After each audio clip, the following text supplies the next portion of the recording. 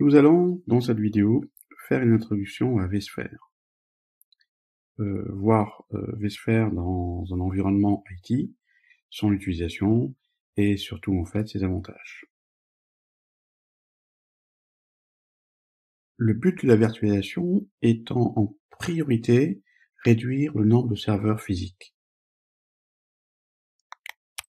Ce qui permet aussi de réduire la facture de la maintenance hardware, l'allocation de l'espace au niveau des data centers, etc. Réduire le nombre de serveurs physiques permet aussi de réduire la facture du support du hardware, de la maintenance, de l'allocation, de l'aspect facture électrique, etc. La virtualisation permet aussi d'utiliser au mieux les ressources, du fait qu'on peut en fait mettre plusieurs serveurs sur la même plateforme matérielle, alors qu'avant en fait on mettait une application par serveur physique pour une question de sécurité, d'étanchéité, etc. Une meilleure disponibilité, car la virtualisation va nous amener de manière assez simple ce qu'on appelle la haute disponibilité, le high availability. Ça veut dire que lorsqu'un ESX tombe en panne, les VM qui tournaient sur cet ESX peuvent aller sur un autre ESX. Donc il va y avoir un redémarrage des VM et des applications dans un laps de temps qui sera en fait assez faible. Et puis en fait, on aura une meilleure administration, une facilité de déploiement des serveurs, etc. Qu'est-ce qu'une machine virtuelle? La couche de virtualisation, comme VMware, va nous créer ce qu'on appelle une machine virtuelle. Ça veut dire qu'en réalité, on va avoir du hardware, mais qui sera virtualisé au sens où ce sera en fait du code qu'on va exécuter pour pouvoir interpréter par exemple les instructions CPU, ou les opérations sur les disques, ou les opérations sur le réseau. Donc en fait, une machine virtuelle, ce sera en fait un composant logiciel qui va en fait émuler ou virtualiser une machine au sens hardware. Donc, une machine virtuelle est composée de CPU virtuel, de mémoire virtuelle, de contrôleurs réseau et de contrôleurs disque, bien sûr, et aussi des périphériques disques. Ensuite, on installe sur cette machine virtuelle un operating system, un système d'exploitation, et ensuite on va installer l'application finale. Donc on va toujours avoir la notion d'une machine au sens une couche hardware, une couche système d'exploitation et une couche application.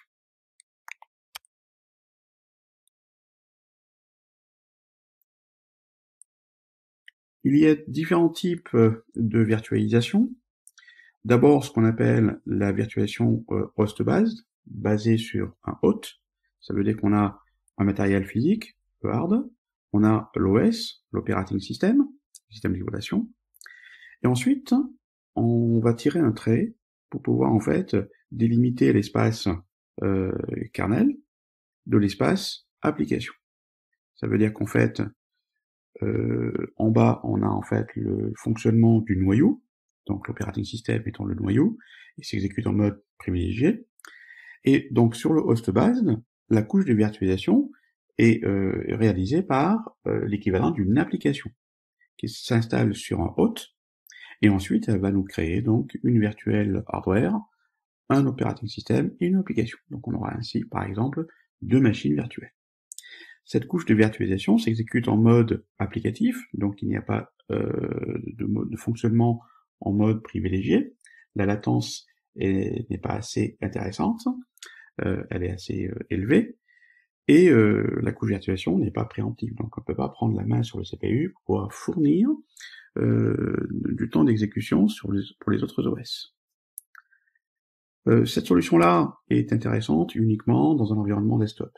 Par exemple, sur un Windows, si on installe une application de type virtualisation host-based comme VirtualBox ou comme VMware ou Workstation, eh bien en fait, on peut avoir ainsi deux environnements. l'environnement principal qui est le Windows, et dans une machine virtuelle, un environnement par exemple Linux.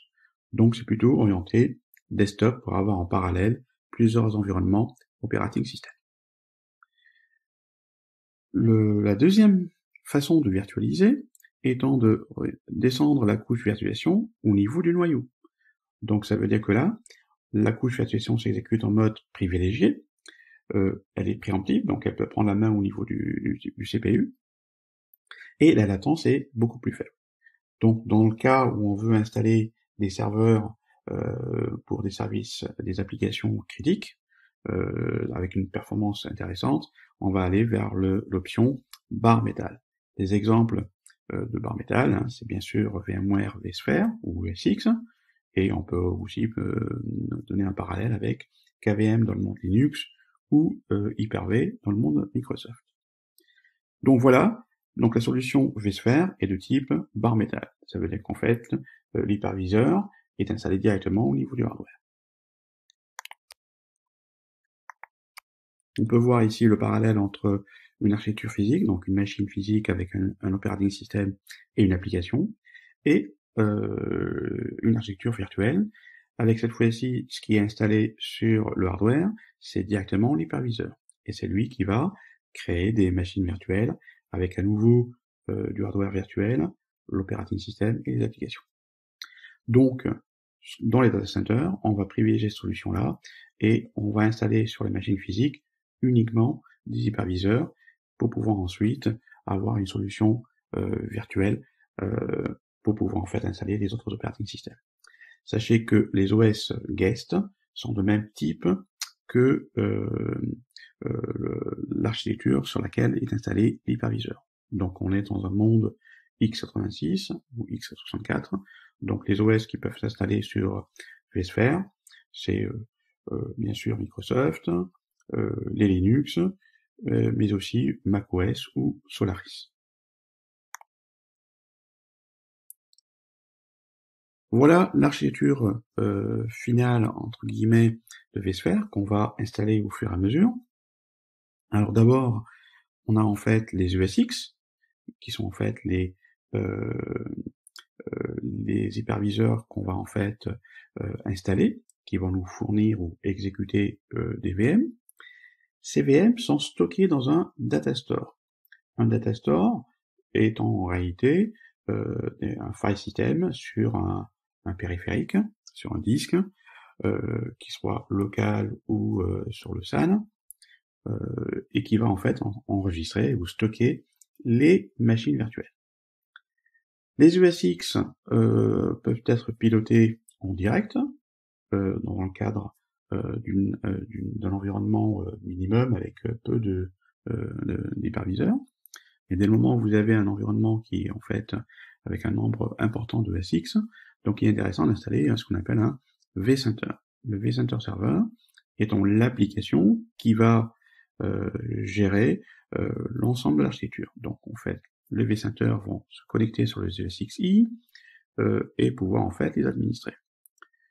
Le vCenter étant en fait un service, il faut en fait se connecter sur le service avec des comptes qui sont en fait soit sur ce qu'on appelle un Active Directory ou des comptes locaux sur le système de relation où se trouve le vCenter.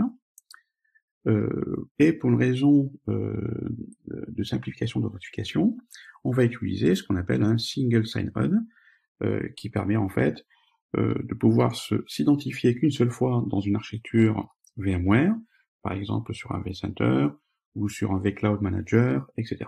Donc il nous faut installer ce qu'on appelle le SSO ou le Single Sign-On. Ensuite, pour pouvoir se connecter sur le serveur vCenter en termes de client, on va utiliser en fait un web client, donc un navigateur pour se connecter au vCenter. Donc voilà l'architecture finale qu'on va en fait mettre en place au fur et à mesure, avec en fait tous les produits de vSphere.